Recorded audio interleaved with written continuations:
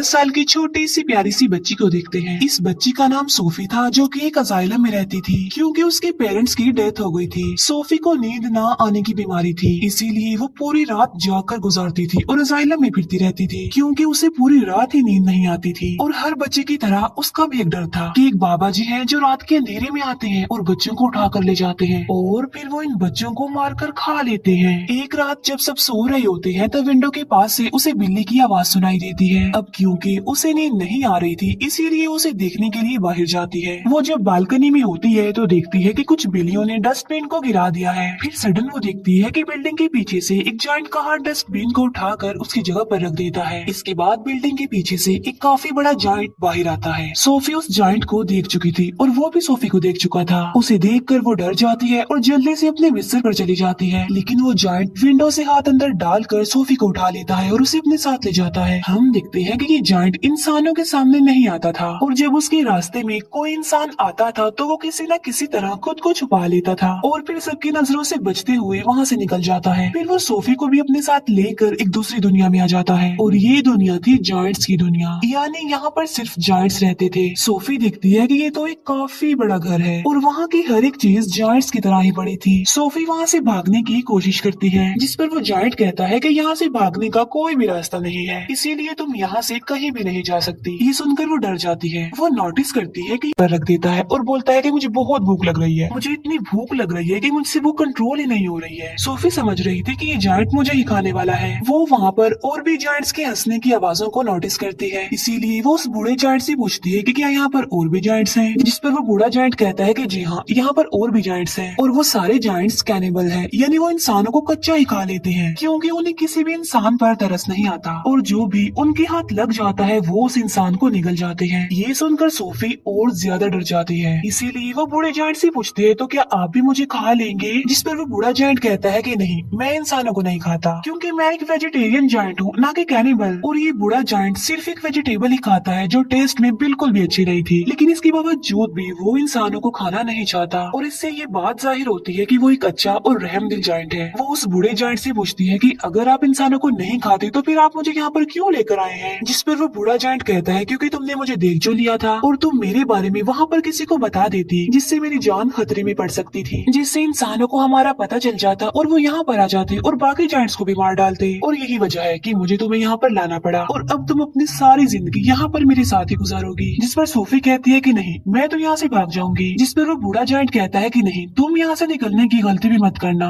वरना बाहर बैठे जायंट्स को तुम पर तरस नहीं आएगा। ये कहकर वो बूढ़ा जायंट सोफी को एक बोर्ड पर रख देता है और उसे कहता है कि तुम थोड़ी देर रेस्ट कर लो, लेकिन सोफी को तो नींद ही नहीं आती थी। फिर वो देखती है कि वो जायंट अपने बैग से बड़ी बड़ी बॉटल्स निकाल रहा है। उन बॉटल्स में कोई चीज थी जो चमक रही थी। फिर वो उस जायंट से पूछती है कि इन बॉटल्स में क्या है, जिस पर वो जायंट कहता है कि इसमें ड्रीम्स हैं, यानी ख्वाब। जिस पर वो कहती है अच्छा, फिर तो ये मेरे किसी काम की नहीं है क्योंकि मुझे तो ड्रीम्स आते ही नहीं है और मुझे ड्रीम्स आएंगे भी कैसे क्योंकि मुझे तो नींद ही नहीं आती। फिर ये जायंट वो वाली बुक पढ़ने लगता है जो सोफी के पास थी। इस बुक में बहुत सारी कहानियां लिखी हुई थी। बूढ़ा जायंट उन कहानियों को पढ़ने लगता है जिस पर सोफी को नींद आ जाती है। इसके बाद वो बूढ़ा जायंट एक बोतल लेता है और उसमें से एक ड्रीम बाहर निकालता है। इतनी ही देर में सोफी की आंख खुल जाती है और वो देखती है कि वो बूढ़ा जायंट अभी सो रहा है, इसीलिए वो मौके का फायदा उठाकर उस घर से बाहर निकल जाती है और वहाँ से भागने की कोशिश करती है, लेकिन तभी उसे एक काफी बड़ा जायंट पकड़ लेता है और ये सच में उस बूढ़े जायंट की निस्बत काफी बड़ा जायंट था। सोफी उस जायंट को कहती है कि प्लीज मुझे यहाँ से जाने दो, लेकिन वो जायंट सोफी की एक नहीं सुनता और वो उसे निगल जाता है। इसकी फौरन बाद सोफी की आंख खुल जाती है। इसका मतलब ये था कि सोफी एक ड्रीम देख रही थी। जागने के बाद वो उस बूढ़े जायंट से पूछती है कि मुझे पता है ये आपने किया है ना, क्योंकि ना तो मुझे नींद आती है और ना ही मुझे ड्रीम्स आते हैं, लेकिन आपने ये जो मुझे ड्रीम दिखाया है ये तो बहुत डरावना था। जिस पर वो जायंट कहता है कि मुझे ऐसा करना पड़ा और मैंने ऐसा इसीलिए किया है ताकि मैं तुम्हें ये बता सकूं कि बाहर तुम्हारे लिए कितना खतरा है, इसी वजह से तुम्हारे लिए बेटर होगा कि तुम यहीं पर ही रहो। बूढ़ा जायंट सोफी को समझाता है कि यहाँ पर जो जायंट्स है ना वो मुझसे साइज में काफी बड़े हैं और मैं तो उन जायंट्स के सामने कुछ भी नहीं हूँ क्योंकि मैं छोटा सा जायंट हूँ और बूढ़ा भी हूँ। अभी वो लोग बातें कर ही रही थी कि तभी वहाँ पर एक काफी बड़ा जायंट अंदर आ जाता है और वाकई ये उस बूढ़े जायंट की निस्बत काफी काफी बड़ा था। वो जायंट आते ही बूढ़े जायंट से पूछता है कि बताओ तुम किससे बात कर रहे थे बोने। अब यहाँ पर सारे जायंट्स बूढ़े जायंट को बोना कहते थे क्योंकि वो साइज में सबसे ही छोटा था। बूढ़ा जायंट जवाब देता है कि नहीं तो मैं तो किसी से बात नहीं कर रहा था। इसी दौरान सोफी भी कहीं पर छुप जाती है। इस बड़े जायंट के हाथ पर चोट लगी थी, इसीलिए वो पट्टी करवाने के लिए बूढ़े जायंट के पास आया था। अब क्योंकि वो जायंट कैनिबल था, इसी वजह से उसे उस घर में से इंसान की खुशबू आती है, इसीलिए वो वहाँ पर पड़ी हर एक चीज को देखने लगता है। तभी सोफी उस सब्जी के अंदर चली जाती है जो वो बूढ़ा जायंट खाता था, और जब वो जायंट उस सब्जी को स्मेल करता है तो उसे उसमें से इंसान की खुशबू आती है।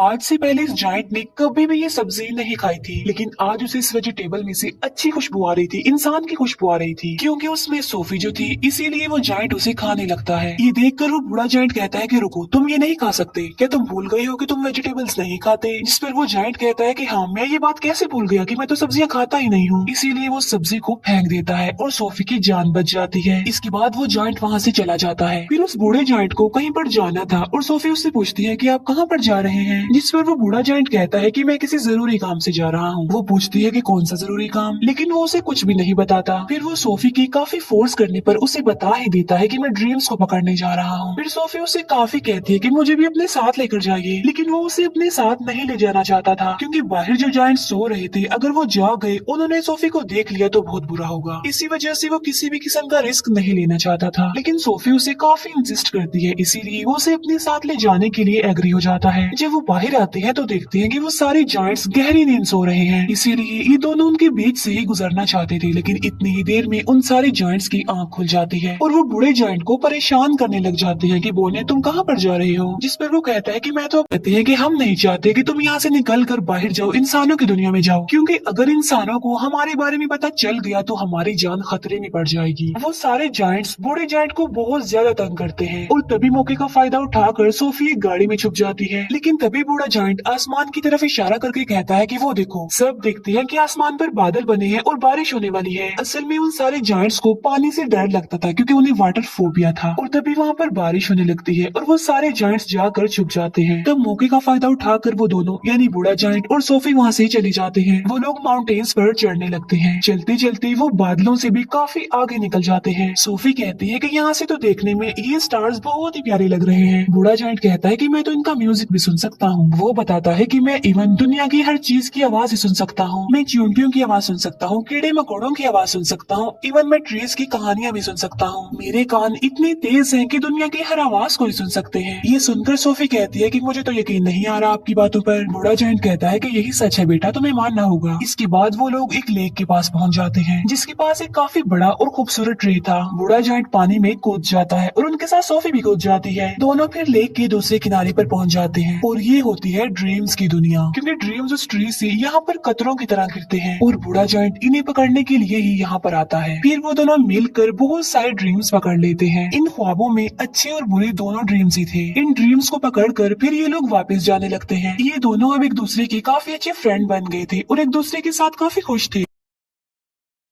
बूढ़ा जायंट उसे अपनी दुख भरी कहानी भी सुनाता है कि यहाँ पर सारे जायंट्स मुझे बोना कहते हैं, लेकिन फिर वो एक बात सोचकर खुश हो जाता है कि मुझे यहाँ पर कोई ऐसा भी मिला था जो मुझे बिग फ्रेंडली जायंट कहता था। ये सुनकर सोफी कहती है तो आज से मैं भी आपको बिग फ्रेंडली जायंट यानी BFG ही कहूंगी। ड्रीम्स पकड़ने के बाद ये लोग सिटी में घूमते फिरते हैं, जहाँ पर बच्चे अपने अपने घरों में सो रहे होते हैं और बिग फ्रेंडली जायंट यानी BFG उन्हें नींद में बहुत अच्छे अच्छे ड्रीम्स देता है ताकि लोगों को उनके ड्रीम्स में खुशियाँ मिल सके। यहाँ पर हम ये जान पाते हैं कि BFG एक बहुत ही अच्छे दिल का जायंट है जो ड्रीम्स की दुनिया से ड्रीम्स लाकर लोगों को देता है ताकि सोते हुए ही सही ये उन लोगों की जिंदगियों में खुशियाँ तो ला सके। सोफी पूछती है कि ड्रीम्स के बारे में आपको क्या आपके पेरेंट्स ने बताया था, जिस पर वो जायंट यानी BFG कहता है कि जायंट्स के पेरेंट्स नहीं होते। फिर वो BFG से उसकी एज पूछती है कि आपकी उम्र कितनी है। BFG जवाब देता है कि जितनी उम्र इस दुनिया की है उतनी ही मेरी है, यानी जब से ये दुनिया बनी थी तब से ये जायंट्स भी बन गए थे, लेकिन ये इस दुनिया में इंसानों से छुप कर रहते हैं दीवारों के पीछे। फिर वो दोनों वापस जाने लगते हैं। सोफी अचानक पूछती है कि मेरा ब्लैंकेट कहाँ पर है। असल में सोफी का ब्लैंकेट जायंट्स की दुनिया में ही रह गया था और इस बात की वजह से BFG परेशान हो जाते हैं। इसीलिए वो सोफी को कहते हैं कि अब मैं तुम्हें अपने साथ नहीं ले जा सकता, क्योंकि अब तक उन जायंट्स को पता चल गया होगा कि मेरे साथ कोई इंसान भी है। और यहाँ पर BFG सोफी को एक बात बताता है कि बहुत सालों पहले मुझे एक बच्चा मिला था और वो मुझे देख लिया था। इसी वजह से मैं उस बच्चे को भी जायंट्स की दुनिया में ले गया और उसी बच्चे ने मुझे पढ़ना सिखाया और ये जो जैकेट तुमने पहन रखी है ये मेरे उसी मासूम छोटे से फ्रेंड की है, लेकिन इससे पहले कि मैं उस बच्चे को उसकी दुनिया में वापस लेकर आता काफी देर हो चुकी थी और मैं बिल्कुल ये नहीं चाहता कि जो उस बच्चे के साथ हुआ है मेरे उस दोस्त के साथ हुआ है वो तुम्हारे साथ भी हो, क्योंकि तुम भी तो मेरी एक दोस्त ही हो ना। इसीलिए वो सोफी को वहीं पर छोड़कर वहाँ से जाने का फैसला करता है। हालांकि सोफी उन्हें काफी मना करती है यहाँ रुकने पर और उसके साथ चलने की जिद करती है, लेकिन वो जायंट इस बार उसकी बात नहीं मानता। तब बीएफजी उसे अजाइला में छोड़कर वहाँ से जाने लगता है। अब क्योंकि सोफी वहाँ पर रुकना नहीं चाहती थी इसीलिए वो बालकनी से कूद जाती है, क्योंकि उसे पता था कि बीएफजी उसे बचा लेंगे और होता भी ऐसा है,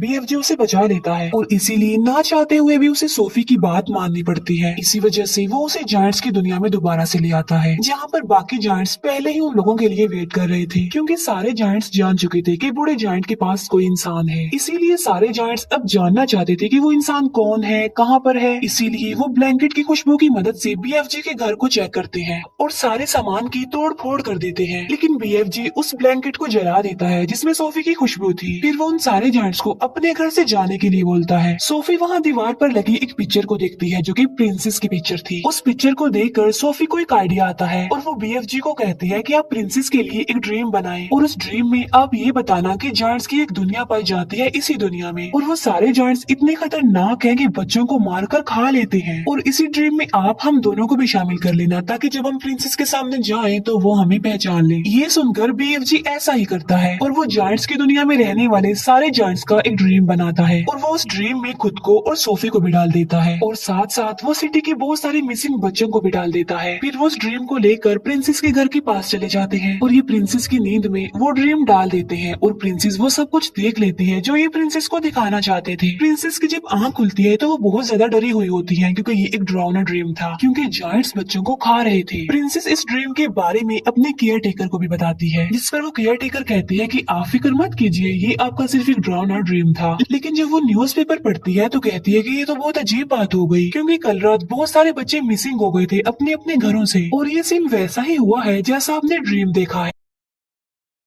तभी प्रिंसेस कहती है कि पर्दे हटाओ और पर्दे हटाते ही विंडो पर सोफी खड़ी हुई थी। असल में ये चीज भी उन्होंने ड्रीम में डाल दी थी और उसमें बीएफजी को भी डाल दिया था। तब सोफी उन्हें बीएफजी के बारे में बताती है और साथ साथ वो प्रिंसेस से प्रॉमिस भी लेती है कि आप मुझसे वादा करेंगे आप बीएफजी को कोई नुकसान नहीं पहुंचाएंगे। तब बीएफजी प्रिंसेस के सामने आता है और तमीज से उनके सामने झुक जाता है। तब प्रिंसेस भी अपने प्रॉमिस को पूरा करती है। अच्छा, यहाँ पर जायंट्स की ना एक फनी बात भी थी कि वो किसी भी वर्ड को ठीक से नहीं बोलते थे, इसीलिए वो महारानी को मर्जानी कहता था, बीएफजी इंसान को इंसान कहता था और ऐसे ही उल्टे सीधे लफ्ज बोलते थे। इसके बाद प्रिंसेस उनका अच्छे से वेलकम करती है और उन्हें एक काफी अच्छी दावत देती है। फिर ये लोग सारी बात प्रिंसेस को बता देते हैं कि जायंट्स की दुनिया में 9 बड़े बड़े जायंट्स ऐसे हैं जो इंसानों और बच्चों को पकड़कर खा लेते हैं। इसीलिए पार हो जाती है और अपनी एक पूरी आर्मी तैयार कर लेती है, जो कि बीएफजी की मदद से अपने हेलीकॉप्टर्स में बैठकर जायंट्स की दुनिया के लिए निकल जाते हैं। अब इन्होंने यहाँ पर एक प्रॉपर प्लान बनाया हुआ था, इसीलिए वो प्लान के मुताबिक एक जगह पर रुक जाते हैं, क्योंकि ये पूरी तैयारी के साथ उन पर अटैक करने के लिए आए थे। प्लान ये था कि बीएफजी एक ड्रीम बनाएंगे और उस ड्रीम में बीएफजी इन जायंट्स के लिए शर्मिंदगी और पछतावा डालेंगे उनके बुरे कामों के लिए जो उन्होंने किए थे। और बीएफजी ऐसा ड्रीम बना भी लेता है, लेकिन जैसे ही बीएफजी ड्रीम्स को उन जायंट्स में डालने के लिए जाता है तब उन्हें याद आता है कि ड्रीम डालने वाली चीज तो मैं प्रिंसेस के महल में ही छोड़ आया हूँ और उस चीज के बगैर ऐसा करना रिस्की था, क्योंकि उन जायंट्स के पास जाना था। लेकिन सोफी हिम्मत करके उस ड्रीम वाले जार को उस जगह पर लेकर चली जाती है जहाँ पर वो जायंट्स सो रहे थे। लेकिन इससे पहले कि सोफी उस जार को तोड़ पाती, उन जायंट्स का लीडर उठ जाता है और वो जैसे ही सोफी को पकड़ने वाला होता है सोफी उस जार को तोड़ देती है और ये ड्रीम उन जायंट्स की नींद में चला जाता है जो भी सो रहे थे। और जब वो जायंट्स जागते हैं तो उन्हें अपने बुरे काम पर शर्मिंदगी होती है, लेकिन जो जायंट्स का लीडर था वो तो जाग रहा था, इसीलिए उसे कोई भी पछतावा और शर्मिंदगी नहीं होती और इसीलिए वो सोफी पर अटैक कर देता है। लेकिन तभी बीएफजी उस जायंट के सामने आ जाते हैं। अब क्योंकि बीएफजी बहुत छोटे थे इसीलिए वो जायंट उन्हें अपने हाथ में उठा लेता है, लेकिन जैसे ही वो बीएफजी को मारने लगता है प्रिंसेस की पूरी आर्मी हेलीकॉप्टर्स के साथ वहाँ पर आ जाती है और वो लोग सारे जायंट्स को पकड़कर अपने साथ ले जाते हैं और उन्हें समंदर के बीच में एक आइलैंड पर छोड़ दिया जाता है। अब क्योंकि इनके चारों तरफ पानी था और ये तो पानी से डरते थे, इसीलिए वो वहाँ से भाग नहीं सकते थे और इसीलिए अब ये हमेशा के लिए यहाँ पर फंस गए हैं। प्रिंसेस उन जायंट्स के लिए वहाँ पर सब्जी के बीज भी फेंक देती है ताकि ये जायंट्स उन बीजों की मदद से वहाँ पर सब्जी उगाएं और सारी जिंदगी ये वो सब्जी ही खाएं। अब क्योंकि उन जायंट्स को ये सब्जी पसंद नहीं थी, लेकिन अब ना चाहते हुए भी उन्हें ये सब्जी खानी पड़नी थी और पूरी जिंदगी इसी आइलैंड पर रहकर ये सब्जी ही खानी है। इसके बाद हम सोफी को देखते हैं जो बस आइलैंड में नहीं रहती बल्कि प्रिंसेस के महल में रहती है और यहाँ पर सोफी बहुत खुश होती है और वो जब चाहे BFG से बात भी कर सकती है क्योंकि BFG ने बताया था कि वो इस दुनिया की सारी आवाजें सुन सकते हैं। दूसरी तरफ BFG जो कि अब जायंट्स की दुनिया में बिल्कुल अकेले रह गए हैं, जिन्होंने जायंट्स की दुनिया में उस सब्जी के अलावा और भी बहुत सारी वेजिटेबल्स उगा ली हैं और वो भी अपनी लाइफ में बहुत खुश है। सोफी हर सुबह जाकर विंडो पर आती है और BFG को गुड मॉर्निंग कहती है, जिससे BFG सुन लेते हैं और उसका जवाब देते हैं और ये प्यारी सी मूवी यहीं पर एंड हो जाती है। Thank you for watching.